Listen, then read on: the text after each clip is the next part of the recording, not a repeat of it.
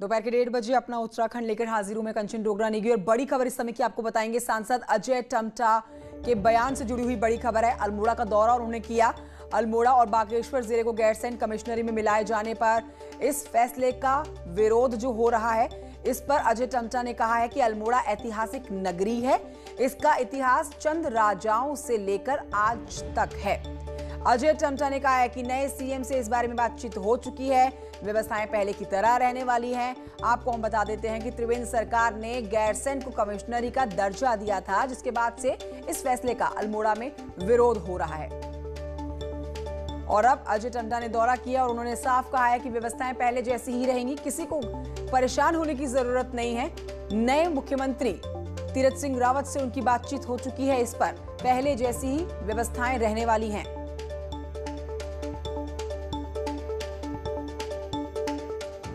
बाद नैनीताल बनी और इसलिए नैनीताल में हम मर्ज किए गए, जिसमें आज 4 जिले 6 जिलों के रूप में वहीं चंपावत भी अलग हुआ, बागेश्वर भी अलग हुआ। तो ऐसा करके एक स्वरूप था और हमने भी ये कहा है कि इसका गजट नोटिफिकेशन अभी नहीं हुआ है और इसको चूँकि जनभावनाओं के अनुरूप ही फैसले लिए जाते हैं, ऐसा नहीं है। और उसके फैसले के अनुरूप जो जनता चाहेगी वैसा ही होगा और जो अच्छा होगा वो ही करेंगे। इस बारे में हमने स्पष्ट कर दिया है, मुख्यमंत्री जी से भी बात हुई है और इसलिए जो पूर्ववत व्यवस्था रहती है वही व्यवस्था रहेगी। ठीक है, मैं करता हूँ। और आइए इस पर और जानकारी लेते हैं। मेरे सहयोगी अनुपम त्रिवेदी, एडिटर न्यूज़ 18 उत्तराखंड देहरादून से हमारे साथ इस समय लाइव मौजूद हैं। अनुपम, ये अपने आप में बड़ी बात है, लेकिन ये बात समझनी बेहद जरूरी है कि क्या विरोधियों के सुर इस बात से शांत हो जाएंगे कि नए मुख्यमंत्री तीरथ सिंह रावत से अजय टम्टा ने मुलाकात कर ली है और व्यवस्थाएं पहली जैसे रहने वाली हैं?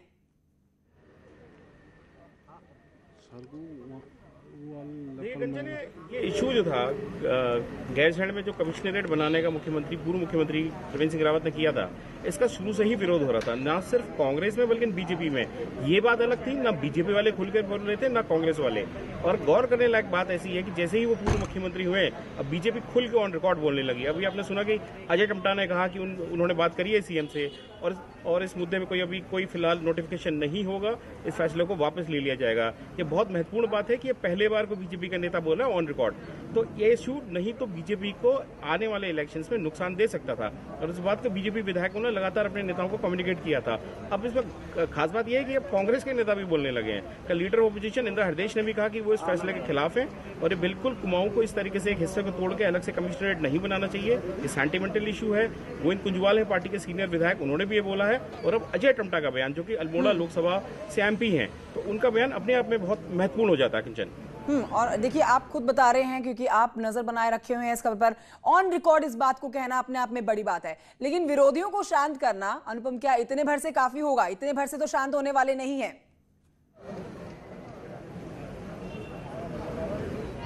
नहीं, देखिए कंचन, ये जो इशू था इसकी आग सिर्फ 4 जिलों में सबसे ज्यादा लगी थी। खासकर अल्मोड़ा में इसको लेकर बड़ा अपोजिशन था, बागेश्वर में बड़ा अपोजिशन था और रुद्रप्रयाग के कुछ हिस्सों में भी इस फैसले को लेके थोड़ी नाराजगी थी।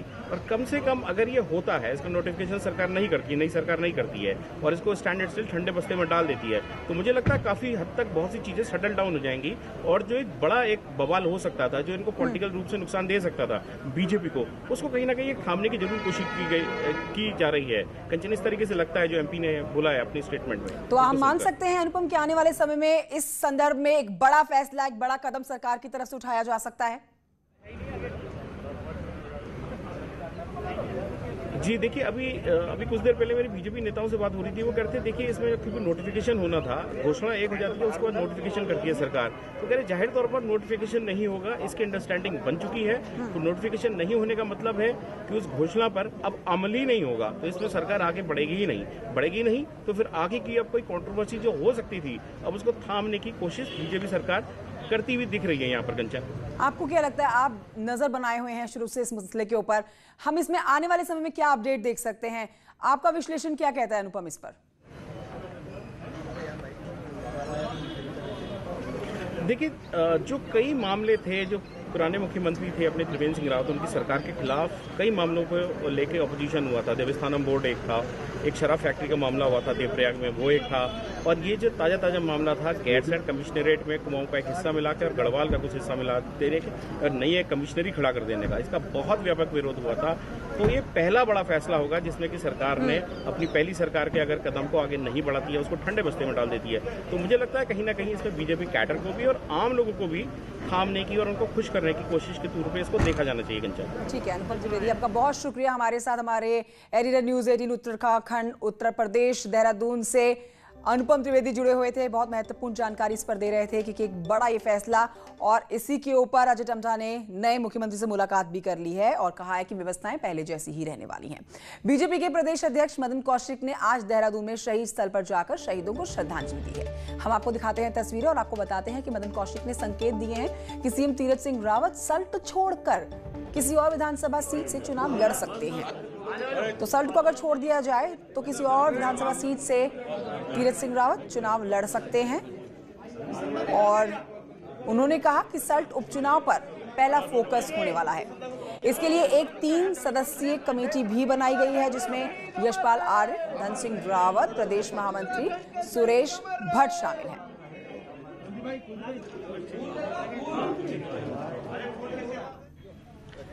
सल्ट को लेकर तैयारी शुरू कराई है और 3 सदस्य कमेटी वहाँ तत्काल भेजी गई है। सल्ट के बाद अब बाकी अपने मुख्यमंत्री जी की विधानसभा पर भी हम लोग कंसंट्रेट कर रहे हैं, कहाँ से लड़ेंगे, बूथ स्तर तक कैसे संगठन को मजबूत और करें, और बूथ स्तर तक का कार्यकर्ता पूरी तरीके से तैयार होकर और आने वाले 2022 में 60 से अधिक विधानसभा जीतकर एक कीर्तिमान स्थापित करें, इस दिशा में हमने काम शुरू किया है। शहीद स्मारक पर आकर सबको नमन किया कि उनके सपनों का उत्तराखंड बने और हम लोग उन सपनों को पूरा करने के लिए दिन रात मेहनत करें। और इस पर मेरे सहयोगी सुनील नप्रभात और जानकारी के साथ मौजूद हैं। सुनील नप्रभात, देखिए बीजेपी प्रदेश प्रभारी, प्रदेश अध्यक्ष माफ कीजिए, का पद संभालते मदन सिंह कौशिक ने एक बड़ा स्टेटमेंट दिया है। उनके स्टेटमेंट के भी कई मायने हैं, लेकिन उन्होंने सल्ट सीट को छोड़कर किसी और सीट से चुनाव लड़ने के जो संकेत दिए हैं, इसके क्या मायने निकाले जाएं?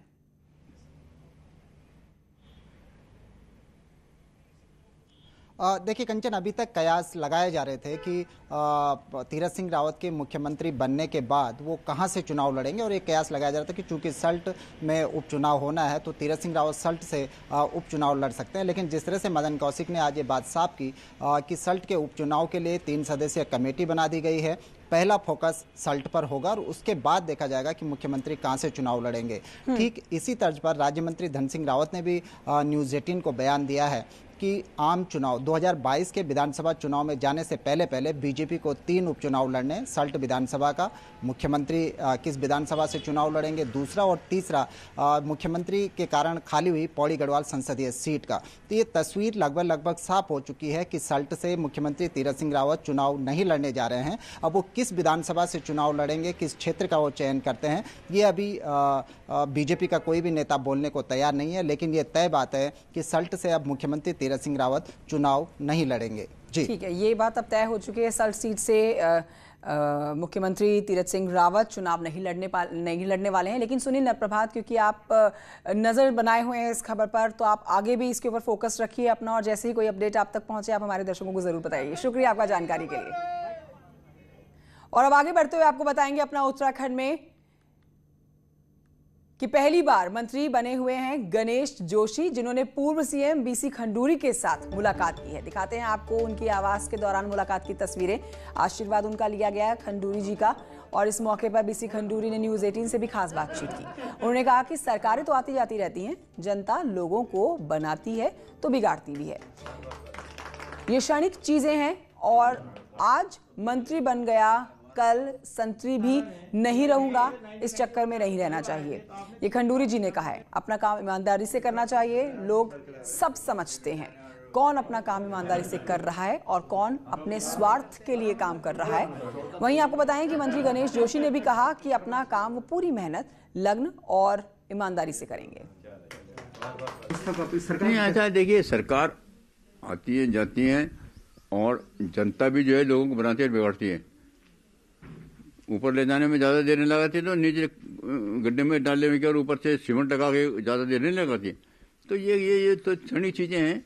आज मैं मंत्री बन गया, कल संतरी भी नहीं रहूँगा, तो उस चक्कर में नहीं पड़ना चाहिए। अपना काम ईमानदारी से करे तो लोग भी बहुत समझदार होते हैं। सब समझते हैं ये कौन ईमानदारी से कर रहा है और अपने स्वार्थ के लिए कर रहा है। इधर आपको बताएं कि मंत्री गणेश जोशी ने पूर्व सीएम बीसी खंडूरी से मुलाकात के बाद न्यूज 18 से बातचीत की। उन्होंने कहा कि वो अपना काम पूरी ईमानदारी से करेंगे। शपथ ग्रहण के अगले दिन यानी मंत्री बनने के बाद पहले दिन की शुरुआत गणेश जोशी ने, जो कैबिनेट मंत्री हैं, पूर्व सीएम भुवन चंद्र खंडूरी का आशीर्वाद लेकर की। आप माननीय खंडूरी जी का आशीर्वाद लेने पहुंचे सर। देखिए, जनरल खंडूरी मेरे आदर्श हैं। मैं 85 में से पार्टी के अंदर हूं और 90 में जब जनरल साहब पहली बार देहरादून आए, उन्होंने पार्टी ज्वाइन की, तो मुझे भारतीय जनता पार्टी के कार्यकर्ता के रूप में आपका स्वागत करने का मौका मिला। और भारतीय जनता पार्टी की सरकार में जब आप मुख्यमंत्री थे तब आपके साथ काम करने का मौका मिला, एक विधायक के रूप में। उस समय विधायक था पहली बार का, और जितना स्नेह, जितना आशीर्वाद आपसे मिला, मैंने आपसे बहुत कुछ, टाइम की पंक्चुअलिटी आपने देखा होगा कि मैं बिल्कुल टाइम से बिफोर टाइम पहुंच रहा हूं हर जगह। और दूसरा कमिटमेंट, जनरल साहब, मुझे याद है हम जनरल साहब को कोई पर्ची देते थे, पहले तो डांटते थे कि इससे बड़ी पर्ची नहीं तेरे पास, वो पर्ची ऊपर की जेब में रख लेते थे। और 11 बजे सारंगी का फोन आया था कि आप साहब को पर्ची दिया था, आपका काम हो गया है। तो ऐसा आपका काम करने का तरीका था और आपकी ईमानदार छवि को पूरा देश जानता है कि यानी जैसे मंत्रालय लेने के बाद भी एक उंगली आप पे नहीं उठी, सीएम के रूप में भी बहुत अच्छा काम किया। तो मुख्यमंत्री ने भी यहाँ के आशीर्वाद लिया, आपने भी यहाँ के आशीर्वाद लिया। अब सर, अब इंतजार है विभागों का, आपको क्या लगता है? ये तो मुख्यमंत्री जी के विवेक पर है। जो भी मिलेगा, मैं तो फौजी आदमी हूं, तो पत्थर से भी पानी निकालना जानता हूँ। हम काम करेंगे, पार्टी को मजबूत करेंगे और तीरथ सिंह रावत जी के नेतृत्व में भारतीय जनता पार्टी की सरकार में आएंगे। तो ये कैबिनेट मंत्री गणेश जोशी, जिनके पहले दिन की शुरुआत भुवन चंद्र खंडूरी से आशीर्वाद के साथ हुई, और गणेश जोशी का कहना है कि जो भी विभाग उन्हें मिलेगा उसमें वो काम बेहतर तरीके से करेंगे और चुनौती यही होगी कि 2022 का चुनाव बीजेपी जीत कर आए। कैमरा पर्सन राकेश राज के साथ दीपांकर भट्ट, न्यूज 18 देहरादून। इस वक्त की बड़ी खबर आपको बता रहे हैं। देहरादून से बड़ी खबर, शहीदों को श्रद्धांजलि दी गई है कैबिनेट मंत्री गणेश जोशी की तरफ से, और गांधी पार्क स्थित शहीद स्मारक में दी गई है श्रद्धांजलि। तस्वीरें आपके सामने, शहीद जवानों को श्रद्धांजलि देते पहुंचे मंत्री गणेश जोशी की। अमर शहीदों को अर्पित की गई पुष्पांजलि। पूर्व सैनिक और बीजेपी के कार्यकर्ता उनके साथ मौजूद थे। अब उत्तराखंड की राजनीति में एक हफ्ते में सब कुछ बदल गया। 6 मार्च यानी कि शनिवार को जिस बीजापुर सेफ हाउस में अचानक कोर ग्रुप की मीटिंग बुलाई गई थी, उसी बीजापुर सेफ हाउस में अब आज नए मुख्यमंत्री तीरथ सिंह रावत मीटिंग ले रहे हैं। उनको बधाई देने वालों का तांता लगा हुआ है। यानी कि जिस बीजापुर सेफ हाउस में 6 मार्च को सरकार बदलने की कहानी शुरू हुई, उसके बाद त्रिवेंद्र सिंह रावत दिल्ली गए, फिर दिल्ली से आकर इस्तीफा दिया। अगले दिन नए मुख्यमंत्री के तौर पर तीरथ सिंह रावत ने मुख्यमंत्री पद की शपथ ले ली। उन्होंने मुख्यमंत्री की शपथ अकेले ली। 12 मार्च को फिर नई कैबिनेट बन गई और मदन कौशिक नए प्रदेश अध्यक्ष बना दिए गए। यानी कि एक हफ्ते के अंदर ही उत्तराखंड की पूरी राजनीति कैसे बदली है वो आप देख सकते हैं। उत्तराखंड में दिखा। एक हफ्ते पहले 6 तारीख को शनिवार को इसी बीजापुर सेफ हाउस में रमन सिंह आए, दुष्यंत कुमार गौतम आए, दिन तक सीएम त्रिवेंद्र सिंह रावत भी पहुंचे, शाम में विधायक भी पहुंचे, सांसद भी पहुंचे, और उसके बाद जो नज़ारा बदलता गया वो देखने लायक रहा। और सरकार बदल गई, बीजेपी के प्रदेश अध्यक्ष बदल गए, और अब ये आज का शनिवार है। इस शनिवार को इसी बीजापुर सेफ हाउस में सब कुछ बदला हुआ है। अब यहाँ पर नए मुख्यमंत्री हैं तीरथ सिंह रावत, उनसे मिलने वालों का जमावड़ा है, और अब ये बीजापुर सेफ हाउस सरकार का इस वक्त सेंटर बना हुआ है जहां से मुख्यमंत्री अपना कामकाज संभाल रहे हैं। तो आप देख सकते हैं कि उत्तराखंड में किस तरीके से एक शनिवार से लेकर दूसरे शनिवार तक सब कुछ बदल गया। मुख्यमंत्री बदल गए, यहाँ पर प्रदेश अध्यक्ष बदल गए, नए कैबिनेट मंत्री सरकार में जुड़ गए, कुछ विधायकों का कद बढ़ गया, कुछ की चिंता बढ़ गई, और सब कुछ एक हफ्ते में बदल गया। कैमरा पर्सन राकेश रावत के साथ दीपांकर भट्ट, न्यूज 18 देहरादून। ब्रेक के बाद स्वागत है आपका। तीरथ कैबिनेट के मंत्रियों को जल्द ही पोर्टफोलियोज बांटे जा सकते हैं। इसे लेकर मंत्री बिशन सिंह चौफाल का कहना है कि उन्होंने अपनी पसंद का सीएम को जानकारी दे दी है। क्योंकि खुद मुख्यमंत्री ने पूछा था कि आप अपनी पसंद बता सकते हैं, किस विभाग में आप काम करना चाहते हैं, किस में आपकी ज्यादा दिलचस्पी है। इस पर हम आपको बता रहे हैं कि सीएम की तरफ ये जानकारी बिशन सिंह चौफाल ने पहुंचा दी है। उनका कहना है कि वो जिस विभाग में पहले काम कर चुके हैं, सीएम तीरथ को उसके बारे में बताया है। वहीं देहरादून में आज बिशन सिंह चौफाल ने शहीदों को श्रद्धांजलि दी है। हरिद्वार से खबर, ट्रेन में लगी है आग। ये बड़ी खबर आपको बता रहे हैं। जनशताब्दी ट्रेन के C5 कोच में लगी है आग। हरिद्वार से देहरादून जा रही थी जनशताब्दी, रायवाला और कांसरो रेंज के बीच की ये घटना है। देखिए तस्वीरें आप देख रहे हैं, धू धू कर जलती हुई ये ट्रेन का ये कोच। जनशताब्दी की हम बात कर रहे हैं। रेलवे के अधिकारियों और जीआरपी पुलिस मौके पर शॉर्ट सर्किट को वजह बता रही है आग लगने की। रेलवे के अधिकारियों और जीआरपी पुलिस मौके पर पहुंची हुई है और शॉर्ट सर्किट आग लगने की वजह बताई जा रही है। तस्वीरें आप देख रहे हैं, बहरहाल बेहद एक्सक्लूसिव तस्वीरें आपके सामने न्यूज़ 18 उत्तर प्रदेश उत्तराखंड रख रहा है। हरिद्वार में से ये तस्वीरें सामने आई है जहां पर ट्रेन में भीषण आग लगी है। जनशताब्दी ट्रेन के C5 कोच में लगी है भीषण आग। हरिद्वार से देहरादून जा रही थी ये जनशताब्दी, रायवाला और कांसरो रेंज के बीच में ये घटना हुई है। तो C5 का पूरा कोच आप देख सकते हैं, आग की ऊंची ऊंची लपटों में घिरा हुआ है। धुएं का काला गुबार इन तस्वीरों में कैद हो चुका है। भयावह तस्वीरें जनशताब्दी ट्रेन के C5 कोच की, भीषण आग की तस्वीरें हरिद्वार से देहरादून जाने वाली जनशताब्दी की। जब गर्म हो रहा है तो वही तो होगा, तो आएगा।